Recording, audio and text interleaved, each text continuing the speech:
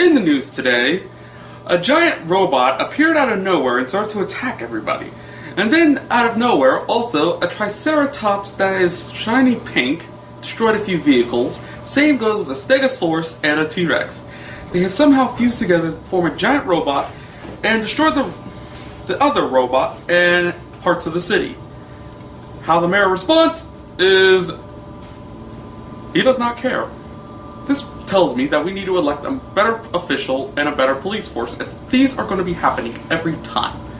Hello everyone, welcome back to Power Ranger Dino Charge Vlog, episode 3, Fool's Gold, it was Fool's something, I'm sorry, Fool's 1. It will be on the title below.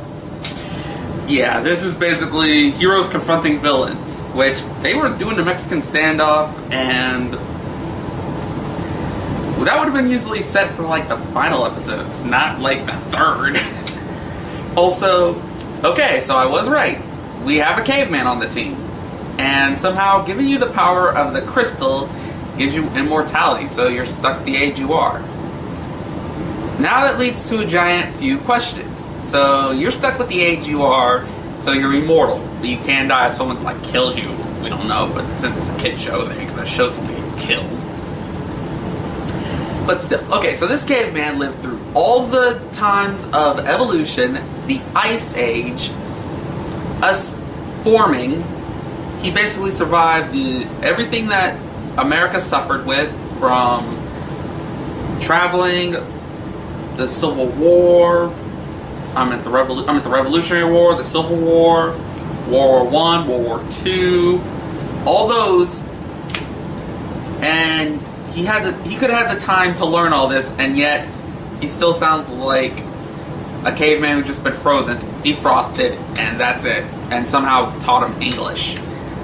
That causes a little problem. Why couldn't he just be, he was from the cave era, but then he able to blend in with society and not be a dumb idiot.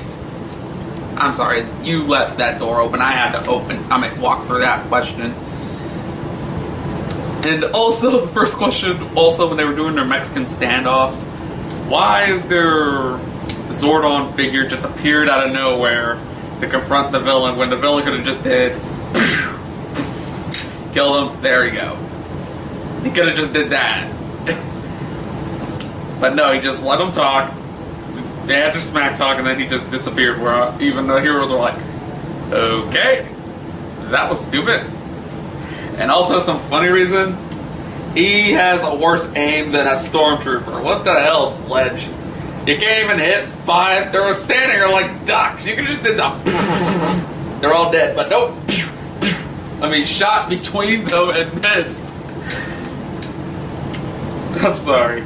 But it was right, proving that, I'm sorry, I'm just going scrambling everywhere, but it's still in the certain time periods of this show. But yeah, I was right. They were basically using his bounties to capture rangers. But now another question comes to my mind now, since it's that way. If he captured them, used them, and using them to attack the rangers, couldn't the monster just, as soon as he said, "I volunteer to fight," as soon as he drops them on Earth, hide, or run, or do something, get away from the guy? It would make more sense if they, had something explosive around them, killing them if they try to run away, but they somehow follow him to the ends of the Earth.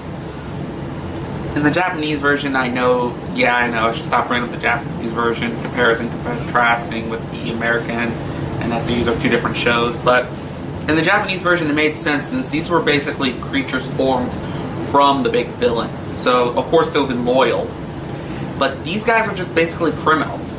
It's like a bounty hunter capturing his bounty and telling the bounty to hunt down another bounty. I'm pretty sure that bounty would try to escape. Logic.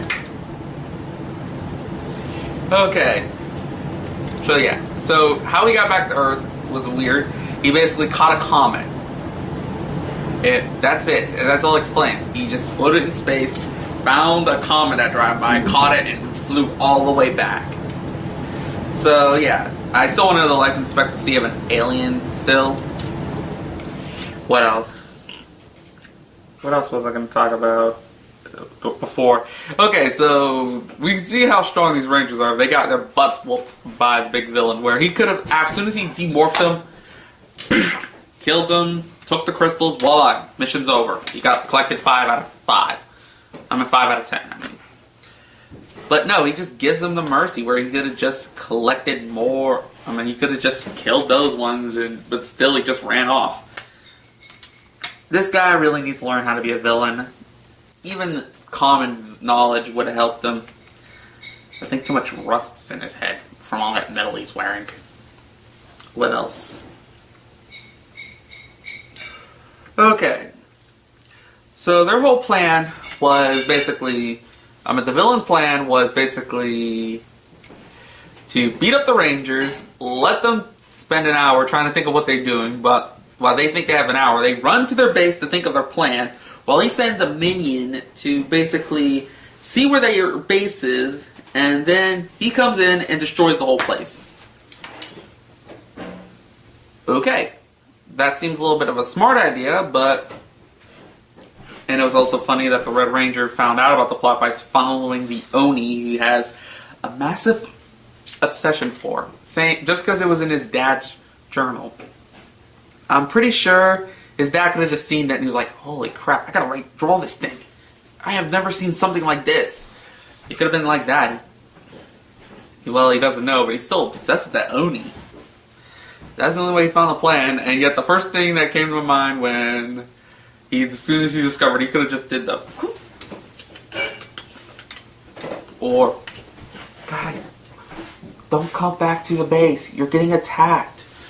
And that thing that I have thinking that's supposed to be a morpher cell phone, they communicate with the other Rangers when another normal cell phone could work. And also, the Oni could have found him. I don't know what the it's hard to pronounce his name right now, so I'm just going to keep calling him Oni. Looks like one. But the Oni smelled him. He could have just attacked him if Sled didn't bother him. So, what else? Yeah. So basically, I also want to know how strong is a spaceship, because when the monster found Scrapper, I think was the monster's name, of the day, Monster of the Week, Scrapper, found the base, was going to report back when, a communicator couldn't work for the bounty hunter, or is he that cheap?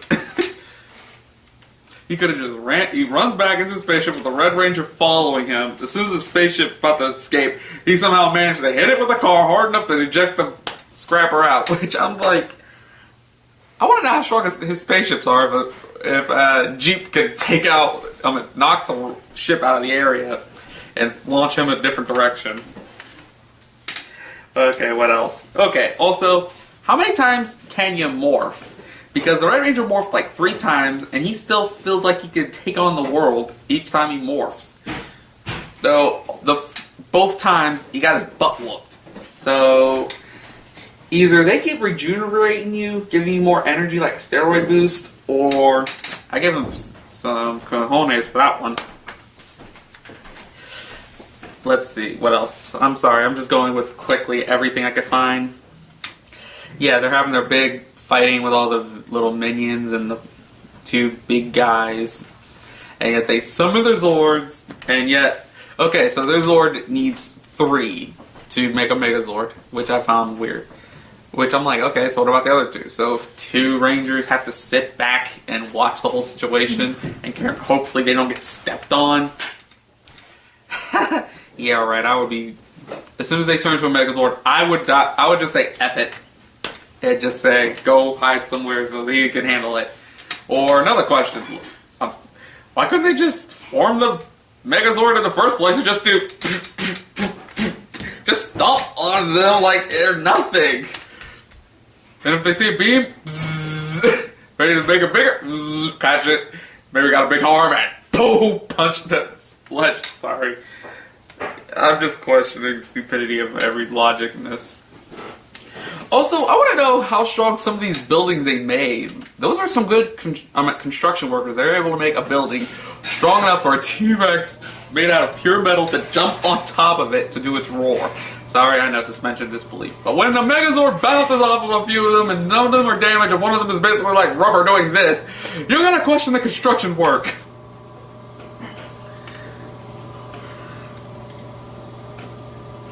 What else?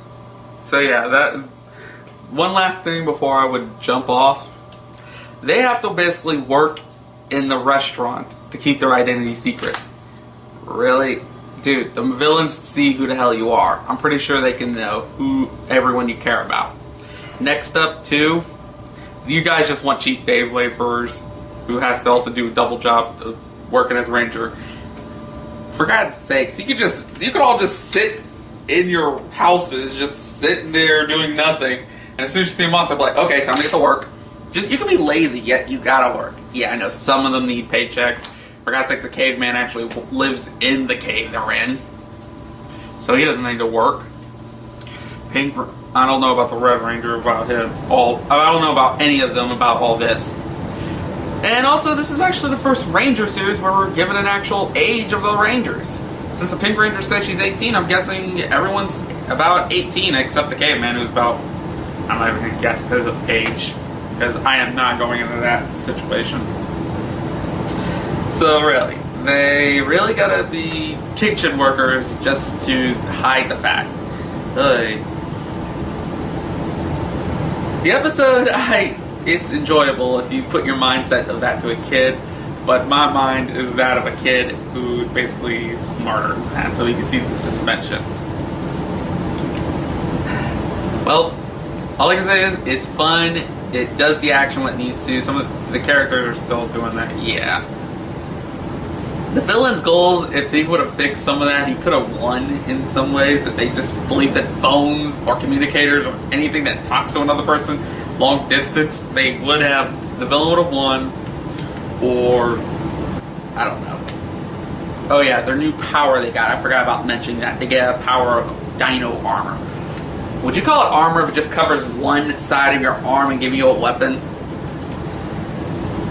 Another question.